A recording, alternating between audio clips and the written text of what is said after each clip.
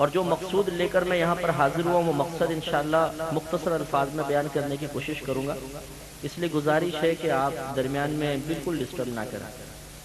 تو میں عرض کر رہا ہوں کہ جب آدمی کسی ذکر کی محفل میں آ جاتا ہے تو شیطان پہلے تو اس کو روکنے کی کوشش کرتا ہے، جب انسان رکتا نہیں ہے تو پھر اس کی دوسری خواہش یہ ہوتی ہے کہ اسے ایسی محفل کی برکات سے محروم کروا دے، اور اس کا بہترین طریقہ یہ ہوتا ہے کہ وہ حضور قلب کو ختم کر دیتا ہے۔ آپ بظاہر سامنے بیٹھے ہوں گے اور ذہن آپ کا کہیں اور ہوگا، آپ کچھ اور سوچ رہے ہوں گے، کل فلاں سے ملنا ہے، پرسوں اس سے ملنا ہے، اس سے پیسے لینے ہیں، اس کو پیسے دینے ہیں۔ یہی ہوتا ہے کہ کوئی اٹھ کے فوٹو کھینچے گا، کوئی پیچھے اٹھ کے جائے گا، کوئی دوست کے کان میں بات کہے گا۔ یہ جو خصوصاً دوران بیان جب اٹھتے بیٹھتے ہی ادھر جاتے ہیں، آپ یہ سمجھتے ہیں میں اپنے ارادے سے کر رہا ہوں، حقیقتاً یہ وسوسہ شیطانی ہوتا ہے۔ اندر سے ایک آواز آئے گی اٹھ جا، ہم کہتے ہیں لبیک، فوراً اٹھ جاتے ہیں، غور نہیں کرتے کس نے کہا تھا اٹھ جا، کس نے کہا پیچھے کو چل، یہ غور کیے بغیر بس جس آواز آئی پیچھے کو چلنا چاہیے، ٹھیک ہے جی السلام علیکم، چلو بھائی۔ ارے بھائی یہ کس نے کہا آپ کو پیچھے کو چل، اس کے اوپر تو غور کرے، نفس و شیطان ہوتا ہے۔ تو بالکل مختصر سی گفتگو ہوگی، آپ سے گزارش ہے بڑے توجہ کے ساتھ سماعت فرمائیں اور اس موجودہ وقت کی برکات سے مکمل طور پہ مستفید ہونے کی کوشش کریں۔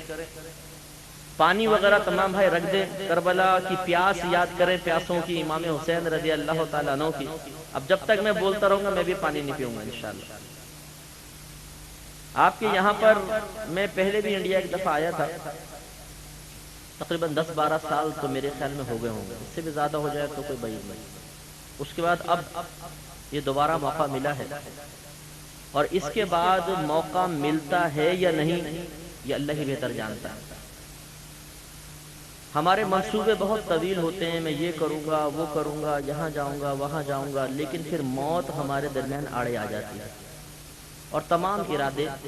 ختم ہو جاتے ہیں۔ اس لیے ہو سکتا ہے کہ یہ میرا آخری بیان ہو،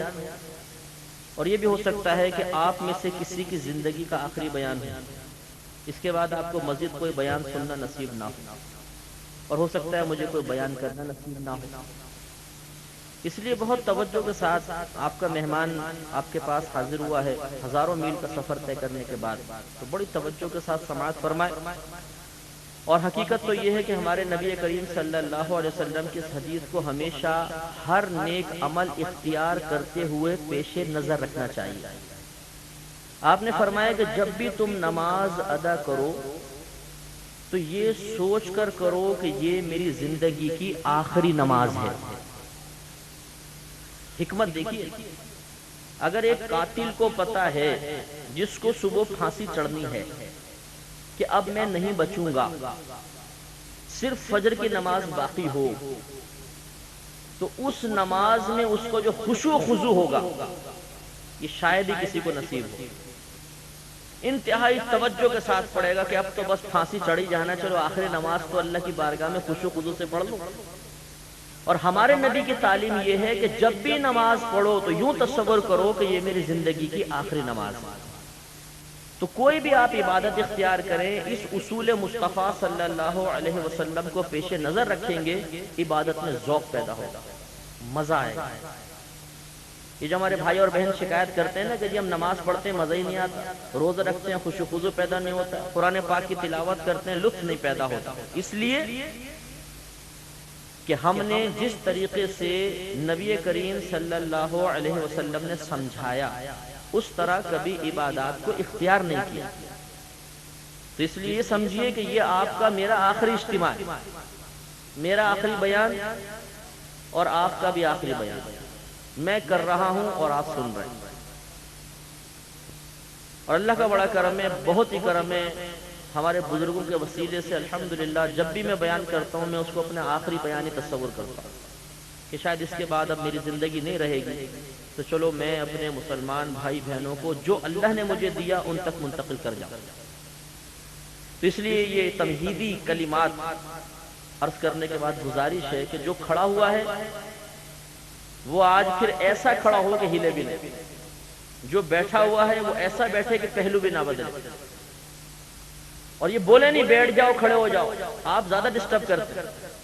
آپ اصل میں دوسرے کو کہہ کے خود پہلو آرام سے بدل لیتے ہیں اور خود شور شرابہ مچا رہے ہوتے ہیں۔ تو اب میں اپنا بیان سٹارٹ کروں گا، تمہیدی یہ کلمات سے گزارش ہے کہ بہت توجہ کے ساتھ آپ بھی، اور پردے میں رہ کر جو ہماری بہنیں ہمیں سن رہی ہیں وہ بھی بہت توجہ کے ساتھ۔ یہ خواتین بھی خاموش نہیں رہتی، ان کی زبان کبھی بند نہیں ہوگی۔ ابھی بھی یہ پردے میں بیٹھ کر تبصرہ کر رہے ہوں گے، دیکھ مفتی صاحب کے کان دیکھ، اس کی ناک دیکھ، ان کی آنکھیں دیکھ، بالکل ایسا لگتا ہے جیسے ٹی وی پر آ رہے تھے۔ تو بہنیں کبھی بھی خاموش نہیں رہتی، ان سے بھی گزارش ہے کہ بالکل خاموشی کے ساتھ بیان سماعت فرمائیں۔ تبصرے بعد میں کر لیجئے گا، وہ بھی غیبت نہیں کیجئے گا، کوئی اچھائی نظر آئے تو بیان کرتے ہیں، برائی نظر آئے تو چھپا لیجئے گا۔ اسی طرح چھوٹے بچے جو ہیں اگر بہنوں کے پاس ہوں تو انہیں بھی خاموش کرانے کی کوشش کریں، اور ہمیشہ جب بھی آپ کسی ذکر کی محفل میں، خصوصاً علمی محفل میں جائیں، کبھی بھی چھوٹے بچوں کو لے کر نہ آئیں، کیونکہ یہ ڈسٹرب کرتے ہیں، بیچارے ان کو پتہ تو ہوتا نہیں ہے،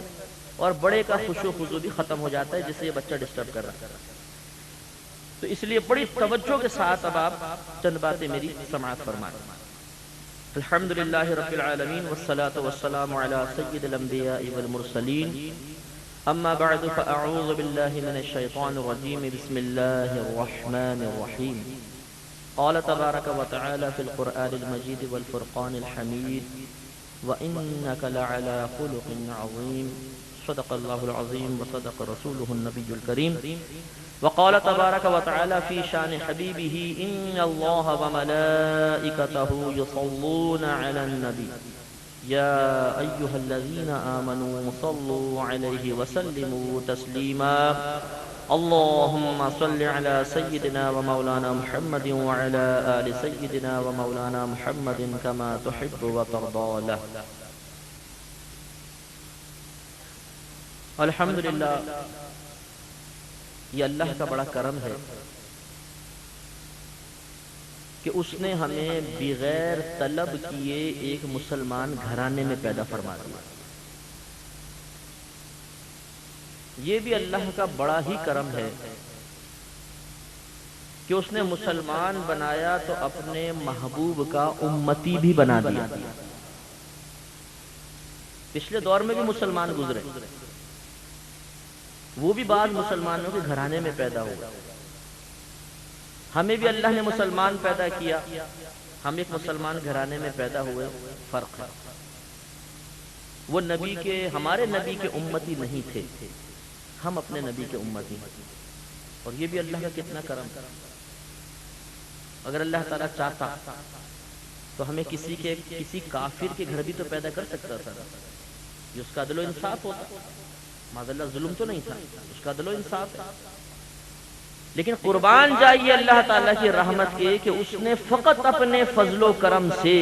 بغیر ہمارے کسی ذاتی کمال کے، ہمیں ایک مسلمان گھرانے میں بلکہ اپنے محبوب کی امت میں پیدا فرما دی۔ اور اس امت میں پیدا ہو جانے کے بعد، نسبت سرکار صلی اللہ علیہ وسلم حاصل کر لینے کے بعد، ہم اللہ کے لاڈلے اور پیارے ہو گئے۔ دیکھیے انعام بھی وہی دے، کرم بھی وہی فرمائے، ہمارا کوئی کمال نہیں، ہمارا کوئی وصف نہیں، ہماری کوئی خوبی نہیں، اور انعام دینے کے بعد پھر وہ ہمارے ناز بھی اٹھائے، بڑی بات۔ بھئی میں اپنے ایک نوکر کو ایک بنگلہ خرید کر دے دوں، اسے کار بھی دوں، ایئر کنڈیشن بھی دے دوں، اس کی شادی بھی اچھے مقام پہ کرا دوں اور اچھی بہترین تنخواہ دوں، اور پھر بھی اس کے نخرے برداشت کرتا رہوں، اسے اور مزید انعامات دیتا رہوں، تو آپ اس کی خوش قسمتی پر ناز کریں گے کہ نہیں کریں گے؟ کہ یار کیا اس کو اللہ نے قسمت دی ہے، دیکھو اتنا مالک نے دیا ہے، اور اس کے آرام و آسائش کا خیال رکھتا ہے۔ تو اللہ نے ہمیں مسلمان بنایا، اپنے محبوب کی امت میں پیدا فرمایا، ہمارا کیا کمال، یہ تو اللہ کا فضل و کرم ہے۔ لیکن اس کے باوجود ہمارے نبی کریم صلی اللہ علیہ وسلم کا فرمان عالی شان ہے کہ خدا کی قسم بروز قیامت جب تک میں جنت میں نہیں چلا جاؤں گا پچھلے تمام انبیاء علیہم السلام پر جنت حرام ہے، اور جب تک میری پوری امت جنت میں نہیں چلی جاتی پچھلی تمام امتوں پہ جنت حرام ہے۔ کتنی شان ہے ہماری، پہلے ہم پھر پہلے آنے والے، ترتیب یہ ہوگی سب سے پہلے ہمارے نبی، پھر پچھلے انبیاء علیہم السلام، پھر ہمارے نبی کے صحابہ، پھر پچھلے انبیاء علیہم السلام کی صحبت میں رہنے والے، پھر اس امت کے اولیاء عظام، پھر پچھلی امت کے اولیاء، پھر اس امت کے نیک لوگ، پھر پچھلی امت کے نیک لوگ، پھر اس امت کے وہ گناہگار جو فضل و کرم مصطفیٰ یا اللہ تعالیٰ کے فضل سے یا جہنم میں عذاب بھگت کے بہرحال فضل و کرم سے نکل کر جنت میں جائیں گے، وہ پھر پچھلی امت والے، ہر چیز میں مقدم ہم ہی ہوں گے۔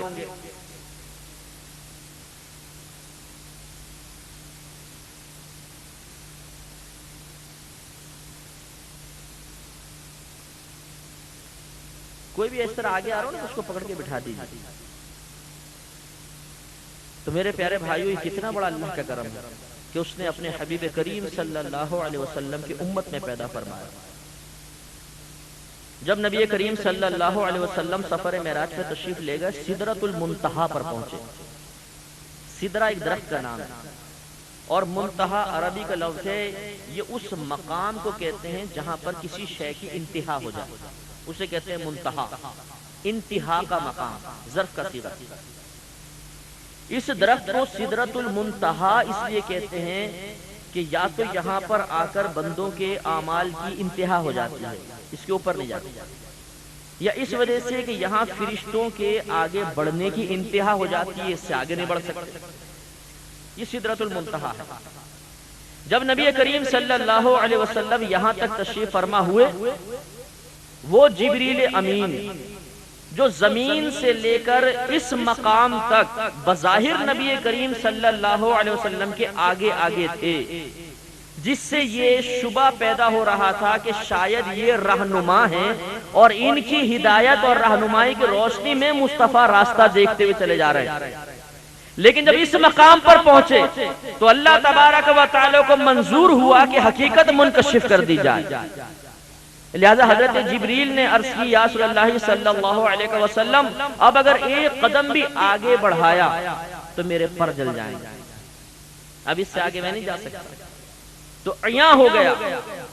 کہ اگر جبریل امین نبی کریم کو راستہ دکھانے والے ہوتے، اگر آپ رہنما ہوتے، اگر نبی کریم صلی اللہ علیہ وسلم اس مقام تک آتے ہوئے راستوں سے ناواقف ہوتے تو ضرور یہ کلام فرماتے کہ اے جبرائیل، یہاں تک تو آپ نے راستہ دکھایا، آگے تو آپ نے بھی نہیں دیکھا، آگے مجھے کون لے کر جائے گا؟ نہیں، بلکہ نبی کریم صلی اللہ علیہ وسلم نے فرمایا کہ اے جبرائیل، اگر بارگاہ الہی میں تمہاری کوئی حاجت ہے تو ہمارے سامنے بیان کرو، ہم پیش کر دیں گے۔ اب ذرا اپنے مرتبے کو دیکھیے، ہم بے نمازی، ہم فاسق، فاجر، ہر گندا کام کرنے والے، کون سے ایسا خراب کام ہے جو آج اس امت میں نہیں ہے؟ لیکن قربان جائیے نسبت مصطفیٰ صلی اللہ علیہ وسلم کے کہ تمام فرشتوں کا رسول اور سردار یہ کہہ رہا ہے، یا رسول اللہ صلی اللہ علیہ وسلم، میری یہ تمنا ہے کہ جب آپ کے امتی پل صراط کے سامنے پہنچیں تو اللہ تبارک و تعالی مجھے توفیق عطا فرمائے، میں اپنا پر بچھا دوں اور یہ تمام امت اس پر سے گزرتی ہوئی داخل جنت ہو جائے۔ یہ گندے پیر جو گندے ناپاک مقامات پہ جاتے ہیں، اور وہ جبریل نوری مخلوق، پاکیزہ مخلوق، تمام فرشتوں کا سردار، لیکن نسبت ہمیں حاصل ہے، ہم نبی کریم صلی اللہ علیہ وسلم کے امتی ہیں، اور اس نسبت میں ہمارا کوئی کمال نہیں، فقط اللہ کا فضل و کرم، اور وہ فرشتوں کا رسول تمنا کر رہا ہے کہ اللہ تعالیٰ مجھے توفیق دے تو میں اپنے پر بچھا دوں اور یہ سارے نبی کے لاڈلے گزرتے ہوئے جنت میں داخل ہو جائے۔ میرے آقا نعمت امام اہل سنت مجدد دین و ملت پروان شمع رسالت عظیم البرکت عظیم المرتبت شاہ احمد رضا خان علیہ رحمت الرحمن اپنے ایک شعر میں بڑی پیاری بات بیان فرماتے ہیں۔ اس کا مقصود کلام یہ ہے